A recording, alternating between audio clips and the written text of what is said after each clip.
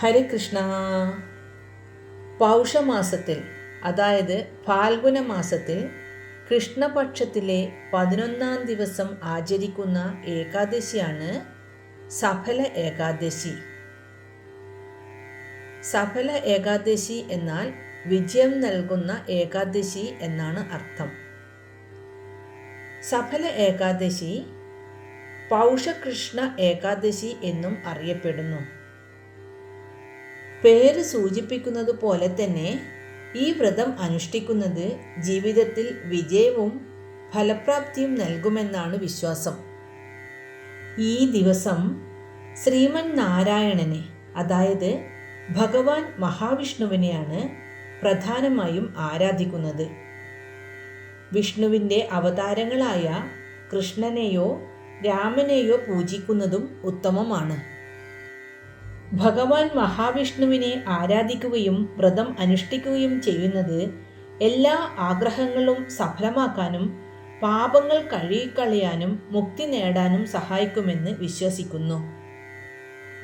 സഫല ഏകാദശി വ്രതം അനുഷ്ഠിക്കുന്നവർ പാലിക്കേണ്ട പ്രധാന കാര്യങ്ങൾ ഏതൊക്കെയാണെന്ന് നോക്കാം.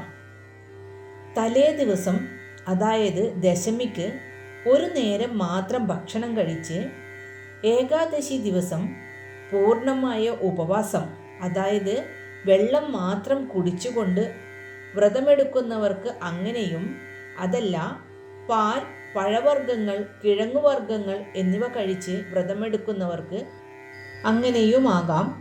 മാത്രമല്ല, അന്നേ ദിവസം വിഷ്ണു ക്ഷേത്രങ്ങളിൽ ദർശനം നടത്തുകയും തുളസിയിലയും പൂക്കളും സമർപ്പിക്കുകയും വിഷ്ണു സഹസ്രനാമം ജപിക്കുകയും ചെയ്യുന്നത് ഉത്തമം. മാത്രമല്ല, കഴിയുന്നത്ര പ്രാവശ്യം ഓം നമോ ഭഗവതേ വാസുദേവായ എന്ന മന്ത്രം ദിവസം മുഴുവൻ ജപിച്ചുകൊണ്ടേയിരിക്കുന്നത് നല്ലതാണ്. ഏകാദശി ദിവസം രാത്രി ഉറക്കമൊഴിഞ്ഞ് ഭഗവാനെ സ്തുതിക്കുന്നത് അതിവിശിഷ്ടമായി കണക്കാക്കുന്നു. ദ്വാദശി നാളിൽ വ്രതം അവസാനിപ്പിക്കാം. 2025 ഡിസംബർ 15 തിങ്കളാഴ്ചയാണ് ഏകാദശി വരുന്നത്. ഏകാദശി തിഥി ആരംഭിക്കുന്നത് 2025 ഡിസംബർ 14 ഞായറാഴ്ച വൈകുന്നേരം 6:49 ഏകാദശി തിഥി അവസാനിക്കുന്നത് 2025 ഡിസംബർ 15 തിങ്കളാഴ്ച രാത്രി 9:19 പാരണ സമയം, അതായത് വ്രതം അവസാനിപ്പിക്കേണ്ടത് 2025 ഡിസംബർ 16 ചൊവ്വാഴ്ച രാവിലെ 7:07 മുതൽ 9:11 വരെ. ഈ വ്രതം അനുഷ്ഠിക്കുന്നതിലൂടെ പാപങ്ങൾ നശിക്കുമെന്നും ഐഹികമായ ആഗ്രഹങ്ങൾ സഫലമാകുമെന്നും ഭക്തർ വിശ്വസിക്കുന്നു. സഫല ഏകാദശിയുമായി ബന്ധപ്പെട്ട് ഒരു കഥയുണ്ട്. ആ കഥ ഇങ്ങനെയാണ്. പണ്ട് ചമ്പാവതി എന്ന നഗരത്തിൽ മഹിഷ്മാൻ എന്നു പേരുള്ള ഒരു രാജാവ് ഉണ്ടായിരുന്നു. അദ്ദേഹത്തിന് 5 മക്കളായിരുന്നു. ഇതിൽ ഇളയവനാണ് ലുംബകൻ.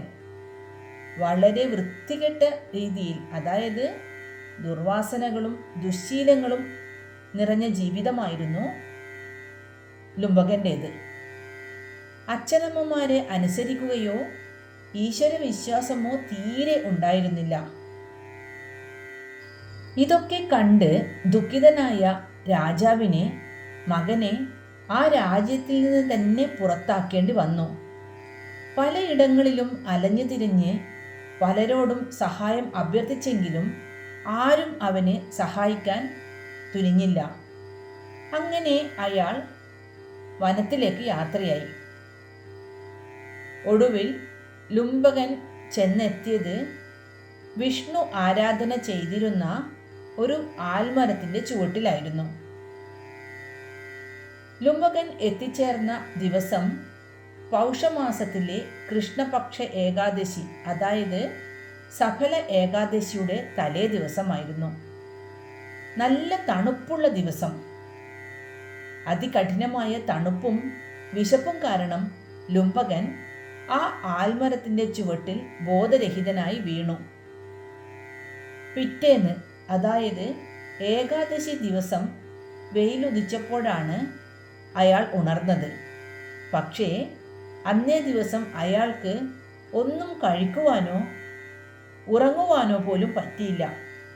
അവശനായ അയാൾ കഴിക്കാനായി പഴങ്ങൾ ശേഖരിച്ചെങ്കിലും അയാൾ ആ പഴങ്ങൾ ഇത് വിഷ്ണു ഭഗവാന് ഉള്ളതാണ് എന്ന് മനസ്സിൽ പ്രാർത്ഥിച്ച് ആ ആൽമരത്തിൻ്റെ ചുവട്ടിൽ വെച്ചു. മാത്രമല്ല കൂടെ കുറച്ച് പൂക്കളും ശേഖരിച്ചു വെച്ചു. ലുംബകൻ ഈശ്വരവിശ്വാസിയല്ല എന്ന് ആദ്യമേ പറഞ്ഞിരുന്നുവല്ലോ. അങ്ങനെ അയാൾ അറിയാതെ ഈ വ്രതം അനുഷ്ഠിച്ചു എങ്കിലും ഭഗവാൻ അതിൽ സന്തുഷ്ടനായി.